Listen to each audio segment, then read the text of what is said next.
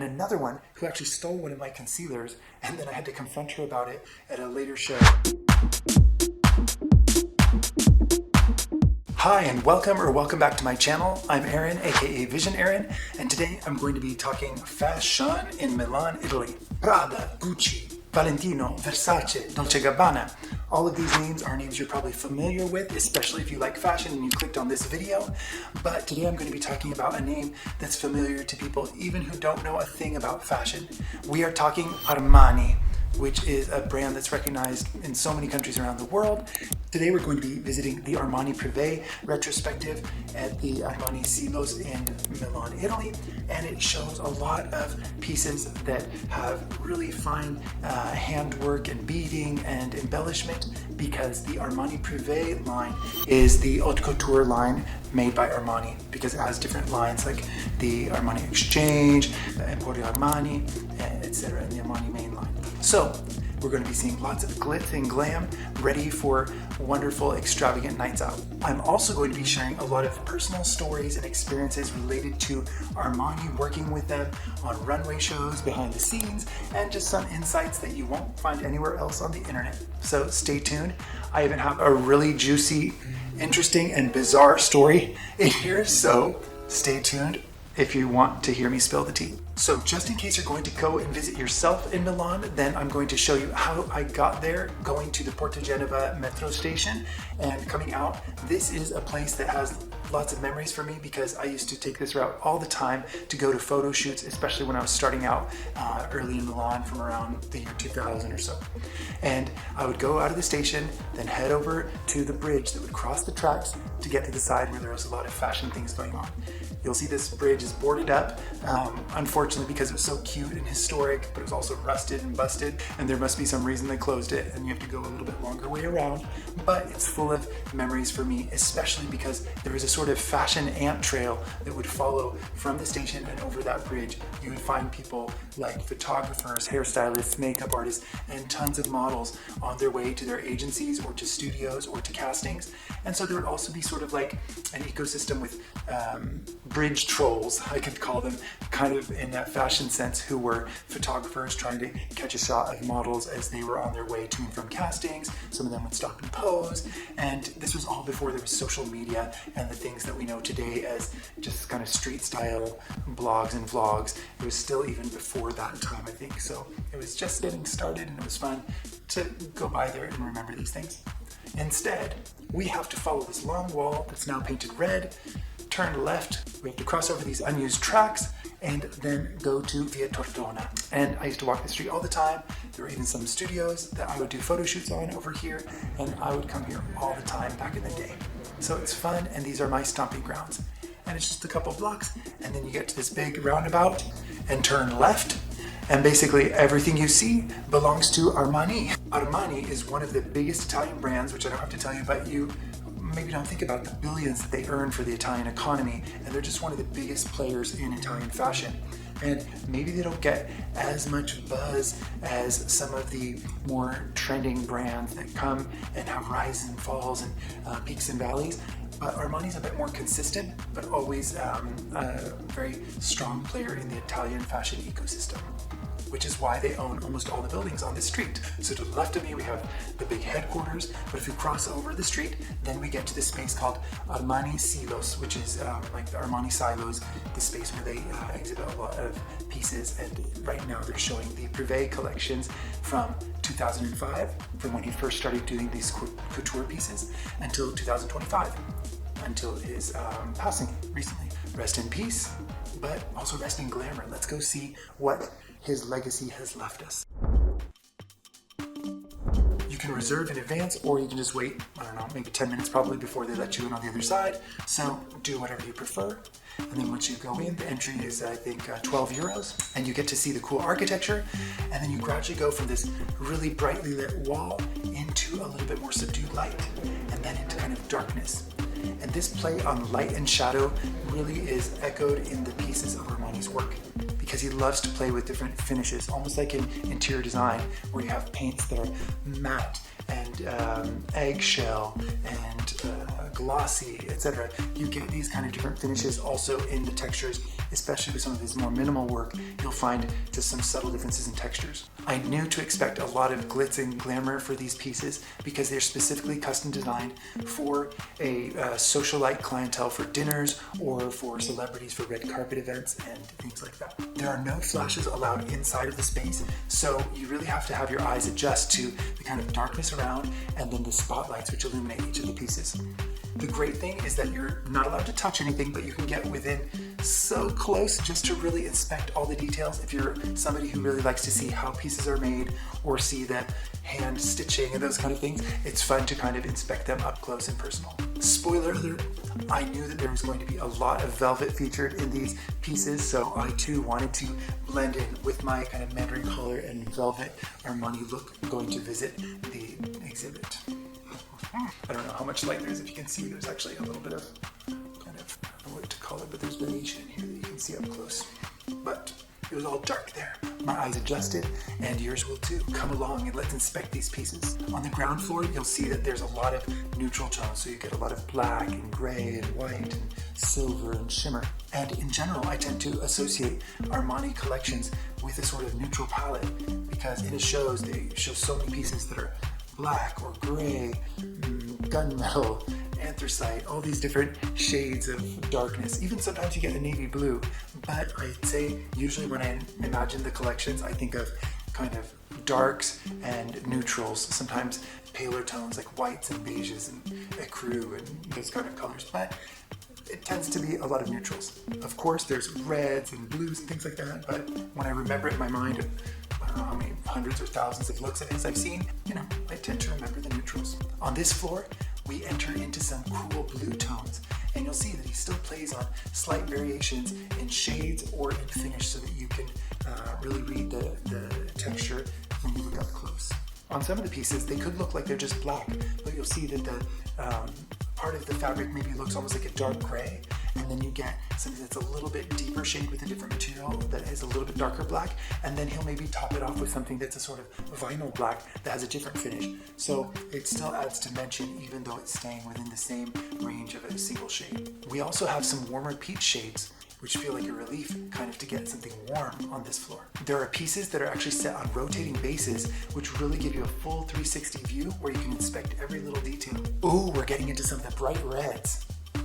That feels fun and a little bit more vibrant and pulsating in this darkness. This section seems to be inspired by a Chinese influence, and you'll really see that in some of these neck pieces or accessories. I have to say that I actually preferred the section that was more inspired by Japanese influence, which we'll see influences from kimono and obi dressing. I studied in both China and Japan, but I'd have to say of these privé looks, I actually like the ones inspired by Japan a bit more. I definitely see that in some of these pieces, they seem kind of straight and they're not really made to accentuate curves.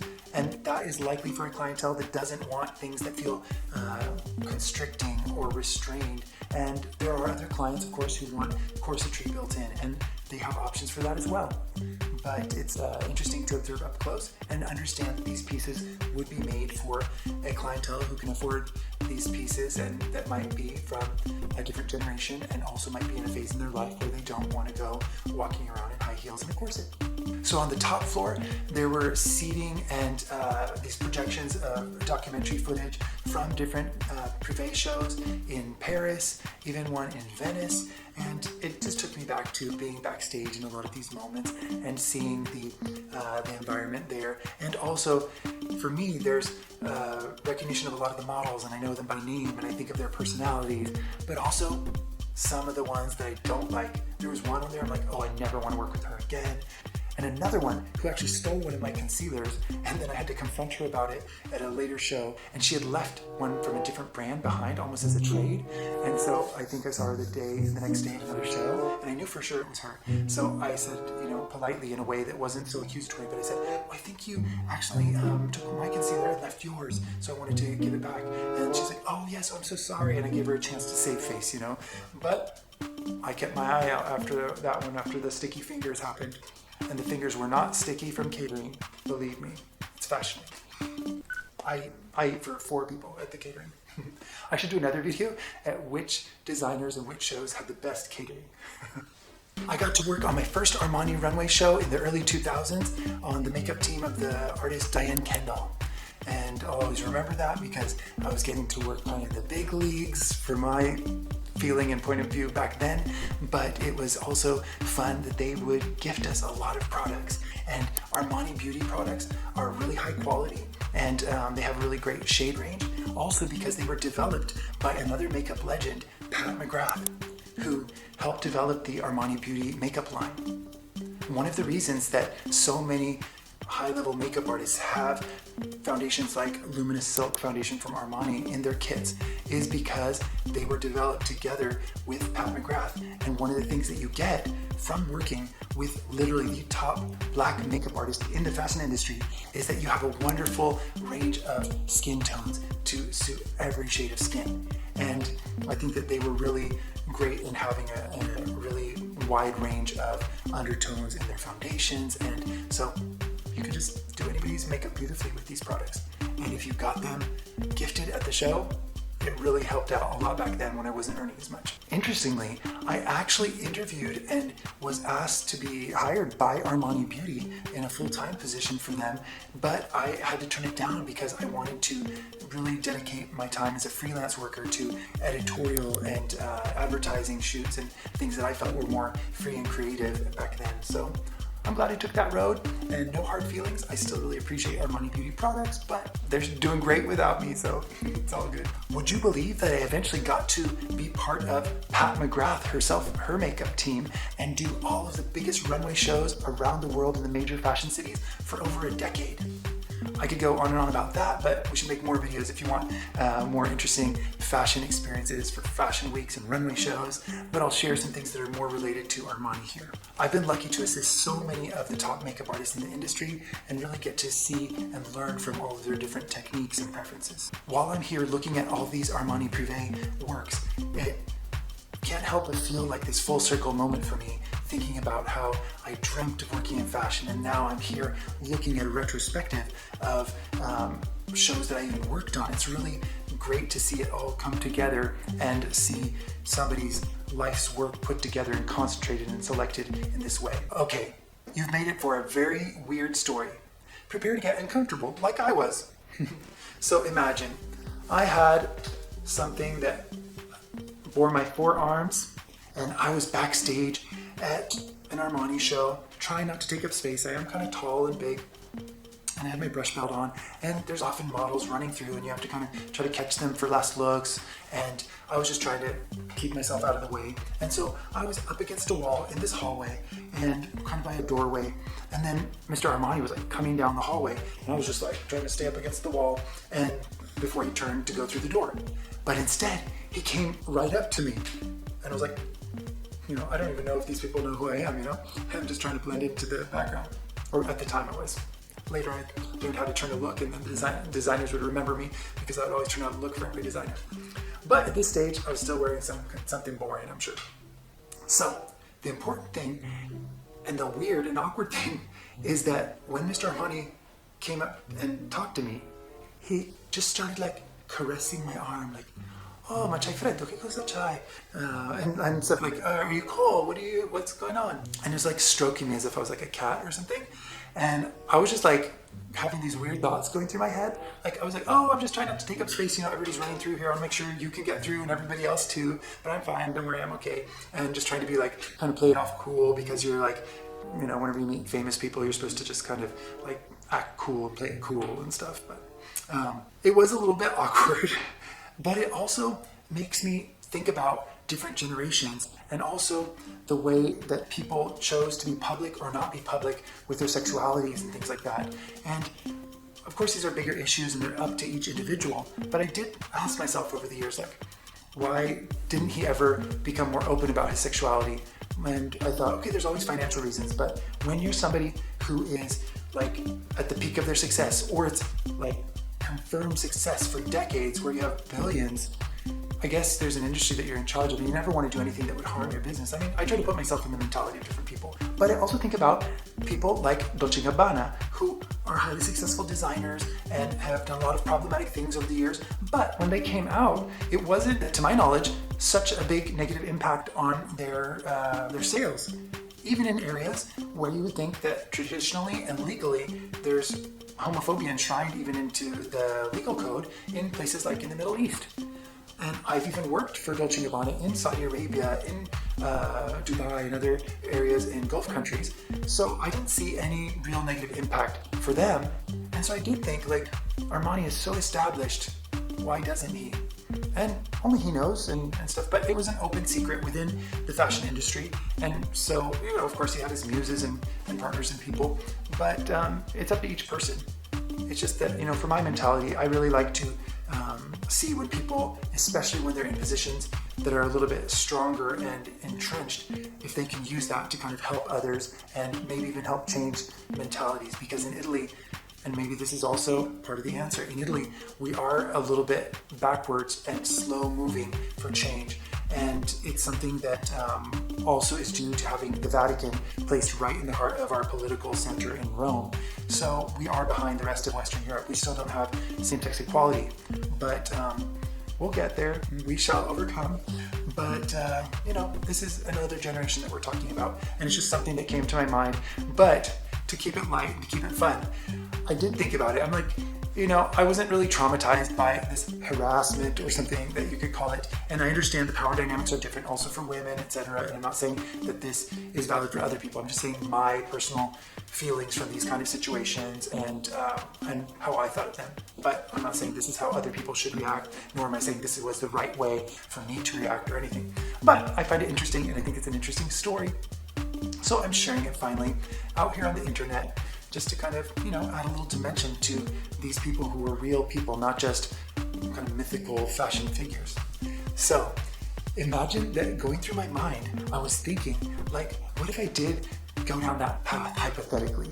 At what point would I be able to not use the formal form when speaking in Italian? Could you imagine? I'm like, he's like, oh, like stroking me, like he's like cat and everything. And then I'm like thinking, so at what point can I say tu instead of lei? Or to be like, si signor. I don't know. My mind goes to all these different places. Maybe you didn't come here for this kind of graphic content, but I think it's hilarious. So if you can get my sense of humor, you're in the right place. And also, even funnier was when I got home and I told my husband, I said, you will never believe what happened to me today.